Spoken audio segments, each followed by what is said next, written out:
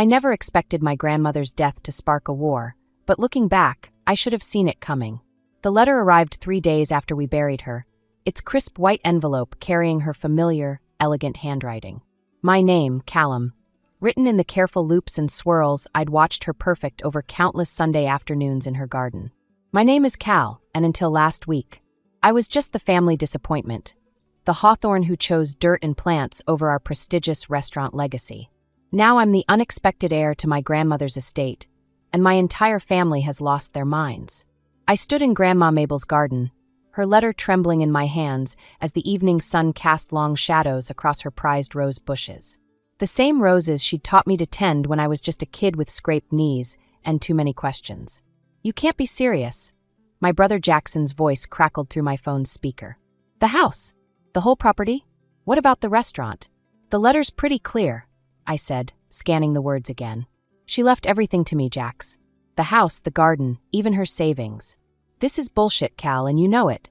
His voice had that edge to it, the one that always preceded an explosion. Dad's already talking to lawyers. You need to do the right thing here. I watched a monarch butterfly land on one of Mabel's white roses. The right thing according to who? Dad. You. According to the family. That property could save the restaurant. We're struggling, Cal. You know this. The butterfly took flight, and I followed its path until it disappeared over the garden wall. Maybe if you and Dad hadn't sunk all that money into that ridiculous expansion. Don't. Jackson cut me off. Don't you dare criticize what you abandoned. Some of us actually stuck around to carry on the family legacy. I laughed, but there wasn't any humor in it. Funny how the only legacy that matters is the one you chose. Cal. A new voice joined the conversation, Bianca, Jackson's fiancée. Be reasonable. Your grandmother wouldn't have wanted to cause all this drama. She loved the restaurant too. Did she? I walked over to the greenhouse where Mabel and I had spent countless hours. Because according to this letter, she wanted me to have everything specifically to prevent it from being sold off to save the restaurant. The silence on the other end was deafening. Listen, Bianca's voice turned honey-sweet. Why don't you come over for dinner tonight? We can discuss this as a family.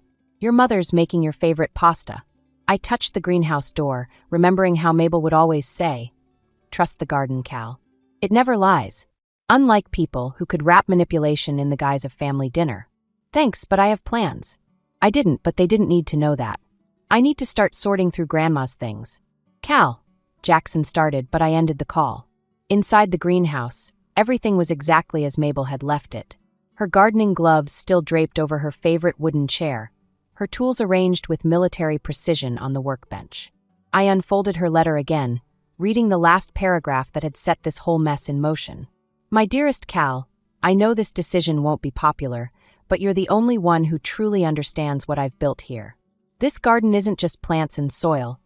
It's a testament to choosing your own path, even when others can't understand it. Don't let them destroy it. And Cal, check behind the loose brick in the greenhouse's north wall. There's something else you need to see. I looked up at the north wall, where generations of ivy had made their home. Somewhere behind those leaves was another piece of Mabel's puzzle, and something told me it would only add fuel to this family fire. My phone buzzed again, a text from my mother this time. Your father is very disappointed. Please don't make this harder than it needs to be. I turned off my phone and started examining the wall. Whatever Mabel had hidden, I needed to find it before anyone else did. Because one thing was becoming crystal clear. This inheritance wasn't just about a house and garden. It was about to expose every crack in our family's carefully maintained facade. The doorbell chimed just as I was prying at the loose brick in the greenhouse. Of course, they wouldn't wait for an invitation. Through the glass walls, I could see my parents' silhouettes approaching, my mother's pearls catching the late afternoon light. I quickly smoothed my dirt-covered hands on my jeans and met them at the garden path. My father's disapproving gaze swept over my casual attire, while my mother clutched her designer handbag like a shield. Callum, my father said, using my full name, never a good sign. We need to discuss this situation like adults. I was just working in the greenhouse, I said, gesturing to my clothes. Let me clean up and... Playing in the dirt again? My mother's smile was tight. Some things never change.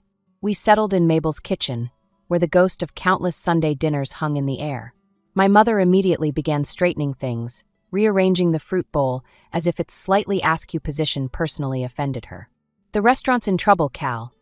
my father began, his voice carrying that familiar weight of expectation. Real trouble. Your brother's been working himself to death trying to keep it afloat. I heard about the expansion problems, I said, keeping my voice neutral. The new location isn't performing well?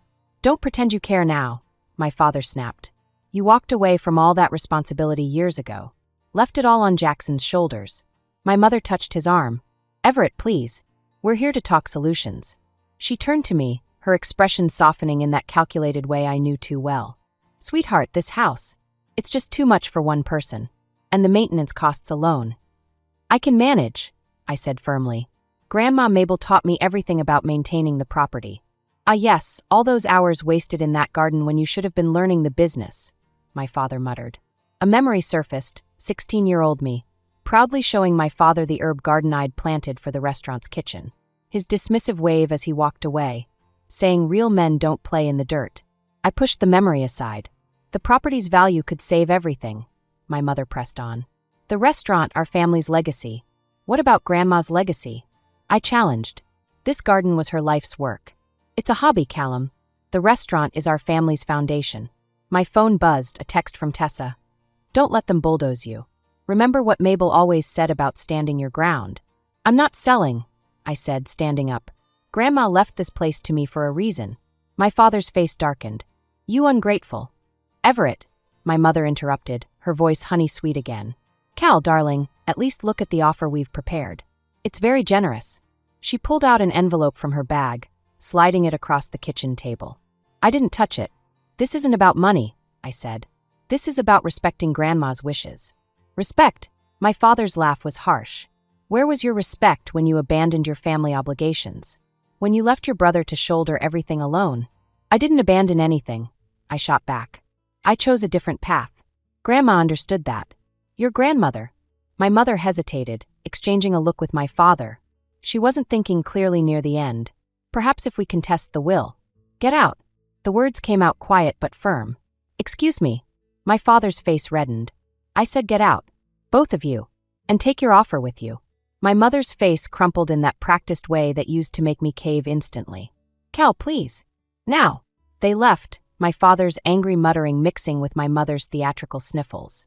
As their car pulled away, I noticed something had fallen from my mother's bag. A small notebook I recognized as Grandma Mabel's garden journal. Flipping it open, I found recent entries I'd never seen before, including one dated just weeks before her death. The words made my blood run cold. They're planning something. Must protect Cal. Must hide the truth about. The rest of the page was torn out. I looked back toward the greenhouse where the loose brick waited. Whatever Mabel had hidden, I needed to find it fast. Because now I knew, this wasn't just about the inheritance anymore. There was something else, something my family desperately wanted to keep buried. I was still trying to make sense of Mabel's torn journal entry when Tessa called. You need to get down to the county clerk's office. Now. What? Why? Because your brother and his fiancée just walked in with a stack of papers, and I overheard them talking about property transfers. Tessa worked as a legal secretary there. Something's not right, Cal. 20 minutes later, I was speed walking through the courthouse's marble halls, my muddy boots leaving tracks on the polished floor. I rounded the corner just in time to see Bianca at the clerk's window, sliding documents across the counter with perfectly manicured hands. I need to see those papers, I said, stepping up beside her. Bianca's smile didn't waver, but her eyes went cold. Cal, what a surprise. Family business, you know how it is. Exactly. Which is why I need to see what you're filing. The clerk, an older woman with reading glasses perched on her nose, looked between us uncertainly. Sir, those documents concern my grandmother's property, I said firmly. I'm the legal owner. Actually, Jackson's voice came from behind me. That's what we're here to correct. He looked exhausted, dark circles under his eyes, but his jaw was set with determination. The will was never properly executed. We have proof. Proof? I laughed. What proof? Grandma Mabel wasn't competent when she made those changes, Bianca said smoothly. We have medical documentation. The clerk frowned. I'll need to verify. Here. Bianca produced another document with a flourish. Signed by her doctor. I snatched the paper before anyone could stop me. The signature at the bottom made my stomach drop, Dr. James Rivers. Bianca's father. This is fraud, I said, my voice shaking. Your father never treated Grandma. He consulted on her case, Bianca replied. And as a respected neurologist, his opinion carries weight. Mabel was sharp as a tack until the day she died. I snapped. Everyone knew that. Did they? Jackson stepped closer. Or did you just see what you wanted to see? Face it, Cal. She wasn't thinking clearly when she cut everyone else out. She didn't cut anyone out. She made a choice. A choice you manipulated her into making, Bianca said, her voice dripping with false sympathy. All those hours in the garden, playing the devoted grandson while the rest of the family actually worked. Don't you dare. What's going on here? A new voice cut through the tension. Martin Chun, the family's longtime lawyer, stood in the doorway, briefcase in hand.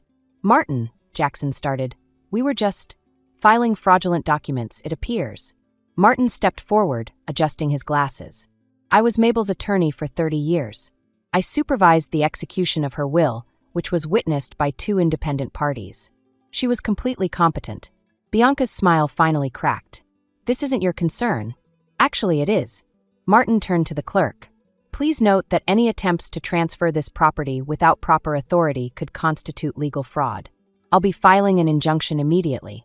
The clerk quickly gathered the papers, stamping them with a large red suspended mark. Jackson grabbed my arm as I turned to leave. You're destroying this family. I looked at his hand, then into his eyes. No, Jax. You're doing that all on your own. Back in Mabel's garden, I finally found the loose brick and the envelope hidden behind it. Inside was a USB drive and another note. The truth about the restaurant's finances. Keep this safe. They'll try anything to hide what really happened to the money. My phone buzzed, a text from Bianca. This isn't over. You have no idea what you're up against.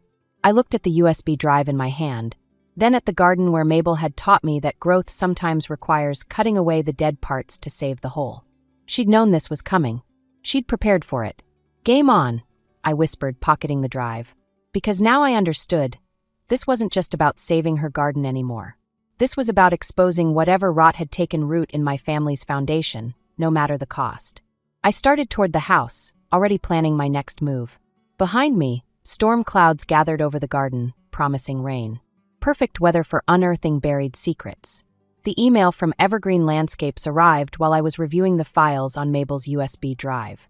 A job offer. Not just any job, but the kind that could define a career. Lead designer for their West Coast division, complete with a 6-figure salary and creative control over major projects. The catch? I'd have to move to Seattle. Leave the garden. Leave everything. I was still staring at the screen when Tessa showed up with coffee and a determined look in her eyes. You're brooding, she said, setting a cup beside me. I can smell it from the driveway. Look at this. I turned the laptop toward her, then gestured at the scattered financial documents surrounding it. And all this. The restaurant's been hemorrhaging money for years, but not because of bad business. Tessa leaned in, scanning the numbers. Someone's been cooking the books? More like feeding them steroids. The expansion money? Most of it disappeared into offshore accounts. I rubbed my eyes. Jackson's signature is all over these transfers, but the patterns, they're too sophisticated for him. Bianca, Tessa said quietly. She worked in corporate finance before getting engaged to Jackson. My phone buzzed, another text from Martin Chin. Meeting tomorrow. Bring the evidence. And Cal, watch your back. The doorbell rang, making us both jump. Through the window, I spotted a sleek black car I didn't recognize. Mr. Hawthorne? A woman in a crisp suit stood at the door, flanked by 2 men carrying briefcases. I'm Rebecca Walsh, representing Evergreen Landscapes. We were in the area and thought we'd discuss our offer in person. My stomach dropped. No one just happens to be in the area with a full legal team. This isn't a good time. Actually, she stepped forward, it's the perfect time, especially given your current family situation. The way she said it made my skin crawl. In the kitchen, Tessa was quickly gathering the scattered documents. How did you know about that? Rebecca smiled. We do our homework, Mr. Hawthorne. We also know about the attempted property transfer today. You're fighting a losing battle here. We're offering you an exit strategy. The garden can be maintained by professionals. We'll even include it in your contract. But you need to decide quickly. She checked her watch. Before things get messy, eh? What does that mean? It means your brother's fiancé has friends in high places. The kind who can make fraud allegations stick, regardless of truth. The kind who can ensure you never work in this industry again. My hands clenched. Are you threatening me? I'm offering you protection. And an opportunity. She placed her card on the counter. You have 24 hours. Choose wisely. After they left, Tessa found me in the greenhouse, aggressively pruning Mabel's roses. Cal, stop. You're butchering them. I looked down at the mangled stems. They knew about the property transfer attempt. Hours after it happened. How? Because this was never just about the garden. Tessa picked up one of the fallen roses. Think about it. The restaurant's money laundering, Bianca's connections, this sudden job offer. They're trying to get you out of the way. But why? What's so important about this property? Tessa's eyes widened as she looked past me. Cal, the zoning maps in Mabel's files. Did you check them? I hadn't. We rushed back to the laptop, pulling up the documents. There it was, a proposed rezoning plan for the entire neighborhood, with Mabel's property at its center. Prime location for a massive commercial development. This is what they're after, I whispered. The garden's just collateral damage. My phone buzzed again, Jackson. Take the job offer, Cal. Please. While you still can. For the first time, I heard real fear in my brother's message. Whatever was happening, he was in deep. Maybe too deep. The rose in Tessa's hand had left a trail of petals on the floor. Red drops like blood, marking a path I had to choose. Run toward safety or stay and fight, knowing it might cost me everything. Mabel's voice echoed in my memory. Sometimes the hardest growth comes from standing your ground. I picked up Rebecca's card and slowly tore it in half. Call Martin, I told Tessa. Tell him to bring everything he has tomorrow. It's time to prune the family tree. Martin Chen's office felt too small for the weight of what we were discussing. The financial records from Mabel's USB drive were spread across his desk like a paper trail of betrayal, each document adding another layer to the conspiracy. They're planning to demolish the entire historic district, Martin said, adjusting his glasses.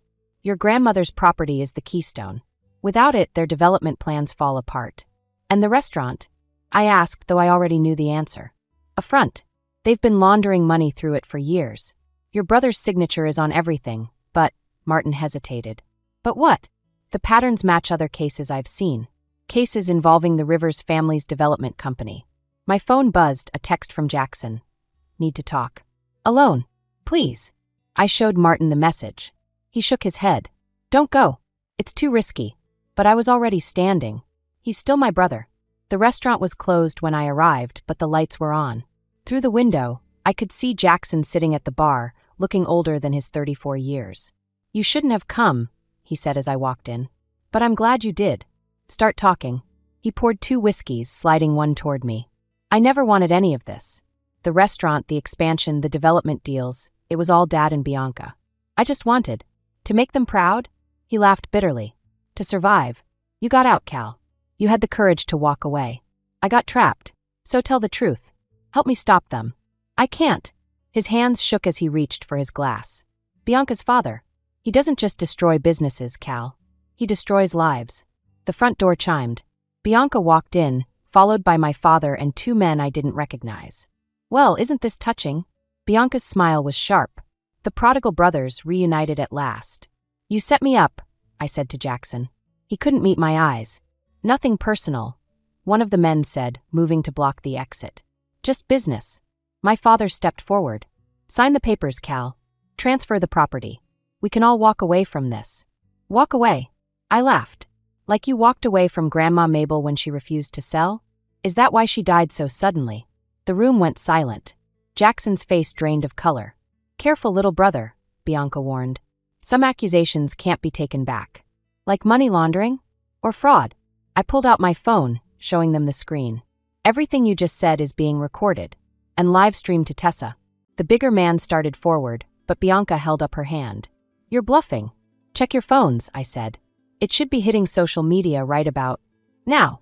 They all reached for their phones. In the chaos, I edged toward the door. You idiot, my father snarled. You'll destroy everything. No, I said. You did that yourself. I'm just pruning away the rot. I made it outside just as police sirens started wailing in the distance. Tessa was waiting in her car around the corner, engine running. Did you get it? I asked as I jumped in. She held up her phone, grinning. Every word. The police and FBI are on their way. Martin's meeting us at the station. As we drove away, I watched the restaurant shrink in the rearview mirror. The place that had imprisoned my brother and corrupted my family, now about to become a crime scene. My phone buzzed one last time, a message from an unknown number. Your grandmother would be proud. But this isn't over. I stared at the message, wondering if it was from Martin or someone else. Because despite everything we'd just exposed, something told me we'd only scratched the surface of what Mabel had discovered. "You okay?" Tessa asked. I thought about Jackson's haunted eyes, my father's rage, and Bianca's cold smile. About the garden waiting at home, where tomorrow I'd plant new seeds in soil enriched by everything that had died before. "No," I said honestly, "but I will be." The sirens grew louder behind us, their wail mixing with the night air like justice finally breaking free of its chains. Sometimes I realized revenge doesn't taste like victory. Sometimes it tastes like survival. The wedding invitation arrived exactly 1 month after my father's arrest. Cream-colored paper with gold embossing, like nothing was wrong. Like our family hadn't just imploded in a scandal that made headlines across 3 states. "You're not actually going," Tessa said, watching me turn the invitation over in my hands. We were sitting in Mabel's kitchen, where the morning light still couldn't chase away the shadows of recent events. "Jackson posted bail for Dad," I said. "Used everything he had left." That's not an answer. I traced the embossed letters. Despite everything, the fraud charges, the ongoing investigation, the revelations about Mabel's death, Jackson and Bianca were moving forward with their wedding. At the restaurant, of all places, my phone buzzed with a text from my mother. "He's your father, Cal. Whatever you think he did, he doesn't deserve this." Another message followed. "Jackson needs his brother there. Please don't make this harder." I laughed bitterly. Make this harder? They tried to frame me for fraud, threaten me with thugs, and possibly. I couldn't finish the sentence about Mabel. The investigation was still ongoing, but the evidence pointed to her death being far from natural. "Which is exactly why you shouldn't go," Tessa insisted. The doorbell rang. Through the window, I saw Martin Chen's car in the driveway. "It's not good," he said as soon as I let him in. "The Rivers family is pushing back hard. Their lawyers are trying to discredit the evidence, claiming it was obtained illegally. But the live stream, they're saying it was edited, manipulated." Martin looked exhausted. "And Jackson? He's changed his statement. Says you set them up, that you're the one who orchestrated everything." The kitchen suddenly felt too small. Through the window, I could see Mabel's garden, where the roses she'd loved so much were beginning to wilt. "Why would he do that?" "Because I had to." Jackson's voice came from the doorway. None of us had heard him come in. He looked terrible, thin, pale, with dark circles under his eyes. "They have Mom, Cal." "What?" "She's resting at Bianca's family estate. They're calling it a nervous breakdown, but..." He swallowed hard. I had to change my statement. I had to protect her. The pieces clicked into place. The wedding wasn't a celebration. It was a show of force. A message that the Rivers family was still in control. "The invitation," I said slowly. "It's a trap, isn't it?" Jackson wouldn't meet my eyes. "Just come to the wedding, Cal. Please. Make a speech, wish us well, show everyone that the family drama was overblown. Maybe then what? They'll let Mom go. They'll forget about destroying everything Mabel built. They'll let us live," Jackson whispered. After he left, I stood in the garden, surrounded by dying roses. Everything Mabel had created, everything she'd fought to protect, was slipping away. And now I had to choose between justice for her death and my mother's safety. "There might be another way," Martin said, joining me outside. "But it's risky, and you'd have to trust me completely." I looked at the wilting garden, remembering Mabel's words about growth requiring sacrifice. About how sometimes you had to cut away what you love to save what matters most. "Whatever it takes," I said. My phone buzzed one final time, a message from Bianca. "Looking forward to having the whole family together again. Don't forget to wear black. It's a formal affair after all." The threat wasn't even subtle anymore. Wear black like we're all attending a funeral. Maybe we were. I picked up a dead rose, its petals crumbling in my hand. "Tell me the plan, Martin, and then help me find a suit. Because sometimes, to save what you love, you have to walk straight into the dragon's lair. Even if you know you might not walk back out." Tessa touched my arm. "Cal."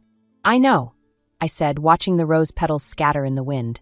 "But Mabel taught me that every garden needs pruning sometimes, even if it means cutting all the way down to the roots." The restaurant gleamed like a funeral parlor, all black ties and forced smiles. I adjusted my dark suit, the same one I'd worn to Mabel's funeral, and walked into the lion's den. Bianca had transformed the place, replacing its warm family atmosphere with cold elegance. Black roses everywhere, their thorns prominently displayed. A message just for me. "Cal." My mother's voice trembled as she approached, flanked by two of Bianca's cousins, men with hard eyes and concealed weapons. "You came." Her hands shook as she reached for me, and I saw the faint bruising around her wrist. My blood boiled, but I kept my face neutral. Martin's plan required patience. "Wouldn't miss it," I said, loud enough for nearby guests to hear. "Where's the happy couple?" "Making an entrance, of course." Mayor Davidson appeared beside me, champagne in hand. "Though I must say, I'm more interested in your work, Cal. That community garden project of yours has everyone talking." Bianca materialized before I could respond, resplendent in white. "Mayor Davidson, I'm so glad you could make it. Though perhaps we should discuss the development proposal, rather than gardening." "Actually," the mayor said, "I've been meaning to talk to you about that. Seems there are some irregularities in the paperwork." A commotion near the entrance cut him off. Jackson burst in, his face ashen. "The FBI. There!" The doors flew open. Agents poured in, led by Martin Chun, not just a lawyer, but a federal investigator who'd been building this case for years. "Nobody move." Martin's voice boomed. "We have warrants for multiple arrests." Bianca's smile turned razor-sharp. "This is a private event. Whatever you think you have. We have everything," I said quietly. "The real estate fraud, the money laundering, the offshore accounts. And Mabel's autopsy results." Her composure cracked. "You're bluffing." "The garden soil, Bianca. Did you know Mabel tested it regularly? Kept records of every chemical change." I stepped closer, including the poison that showed up 3 days before she died. One of Bianca's cousins reached inside his jacket. 3 agents immediately drew weapons. "It's over," Martin announced. "Bianca Rivers, Everett Hawthorne, you're under arrest for conspiracy, fraud, and first-degree murder." My father, who'd been silent until now, lunged for me. "You ungrateful." Jackson caught him, surprising everyone. "Stop, Dad. Just stop." The mayor watched in shock as agents led Bianca away. "My God, I had no idea. That's why they wanted the garden gone," I said. "It held the evidence. Mabel knew what they were doing, so they killed her. But she'd already prepared her revenge." "The inheritance," Jackson whispered. "She left it to you because I was the only one who would understand the garden's secrets." I touched one of the black roses. "She taught me that every plant tells a story if you know how to read it." As the chaos unfolded, my mother collapsed into my arms, finally free from her captors. "I'm so sorry, Cal. We should have listened." "Mrs. Hawthorne," Martin interrupted gently, "we'll need your statement about your detention at the Rivers estate." I watched them lead my father away in handcuffs, saw Bianca's mask of sophistication crumble as agents read her rights. The restaurant, the source of so much family strife, would likely be seized as evidence. Jackson stood alone by the altar, his world imploding. "What happens now?" "Now!" I looked at the black roses, thinking of Mabel's garden waiting at home. "Now we start over. Plant something new. Together." He sounded like the brother I'd once known, before ambition and greed poisoned everything. "Maybe, if you're willing to get your hands dirty." The mayor cleared his throat. "Speaking of new growth, Cal, I'd love to discuss expanding your community garden project. The city could use more of your expertise." Outside, police lights painted the night in red and blue. Inside, among the wreckage of what was supposed to be a wedding, I felt Mabel's presence. She'd known it would end this way. Not with a celebration of love, but with justice finally blooming through the cracks of our broken family. I loosened my black tie. Tomorrow, I'd plant white roses in the garden. But tonight, there was one more truth to unearth. 1 year later, I stood in Mabel's garden, my garden now, watching Jackson struggle with a particularly stubborn root. His prison-pale skin was slowly gaining color under the summer sun. "You're doing it wrong," I said, kneeling beside him. "Here, like this." I demonstrated the proper angle, remembering Mabel teaching me the same lesson years ago. 3 months into his community service, and my brother was finally learning the difference between weeds and wildflowers. The judge had been surprisingly poetic in her sentencing. Help restore what his actions had helped destroy. "The mayor called again," Tessa said, appearing with 3 glasses of lemonade. "The community garden network is ready to expand to the next district." I nodded, watching a monarch butterfly land on one of Mabel's white roses, the ones I'd replanted after the wedding that never was. The restaurant was gone now, converted into the city's first urban farming education center. Sometimes karma has a green thumb. "Mom's therapy is going well," Jackson said quietly, accepting the lemonade. "She's talking about volunteering at the center, teaching kids about herbs and cooking." Our father's trial had broken something in her, but like the garden after winter, she was slowly coming back to life. Some plants need severe pruning to grow back stronger. Found something else too, Jackson added, pulling a weathered envelope from his pocket. Behind the old restaurant's wine cellar wall during demolition. It's from Mabel. My hands trembled as I opened it. The paper was old, but the words were clear. My dearest boys, if you're reading this, then everything has happened as I feared it might. But remember, even the hardest soil can nurture new growth if you're willing to work it together. There's more, Jackson said, his voice thick. Look at the date. The letter was written the day before she died. She'd known what was coming, had planted the seeds of justice even in her final hours. Cal! My mother's voice came from the garden path. She looked smaller now, humbler, but her eyes were clear. The Heritage Rose Society called. They want to register Mabel's white hybrid officially. Did they say what they'll name it? She smiled softly. They're calling it Mabel's Truth. I looked around at what we'd built from the ashes of our family's implosion. The garden had expanded, now feeding 3 local food banks. The education center was thriving. Even Bianca's father's development company had crumbled under federal investigation. You know what's weird? Jackson said, finally defeating the stubborn root. I always thought the restaurant was our legacy. But Mabel knew better. She saw what really needed to grow. A familiar voice seemed to whisper in the breeze. Trust the garden, Cal. It never lies. There's something else, Tessa said, holding up her tablet. Remember that mysterious text you got? Martin finally traced it. It wasn't from him. Then who? Margaret Rivers, Bianca's grandmother. Turns out she and Mabel were friends in college. She's been feeding information to the FBI for years, trying to stop her own family's corruption. I thought about karma again, about how the truth finds its way to the surface like a determined seedling pushing through concrete. The garden needs a new section, I decided. Something to mark everything that's happened. Any ideas? Jackson stood, brushing dirt from his knees. What about a maze? But instead of walls, we use flowering vines. Something that looks complicated from the outside, but actually leads to something simple. Like truth, our mother added softly. I picked up my gardening tools, Mabel's old ones that still fit my hands perfectly. Better get started then. These things take time to grow. As we worked together under the summer sun, I realized that revenge, like gardening, isn't about destruction. It's about clearing space for something better to grow. Mabel had taught me that, in her own way, through every seed we'd planted together. The butterfly took flight, rising above the garden where our family was slowly, steadily, putting down new roots. Different from the ones we'd had before, but stronger for having weathered the storm. Sometimes the best revenge is simply growing beyond what others thought possible.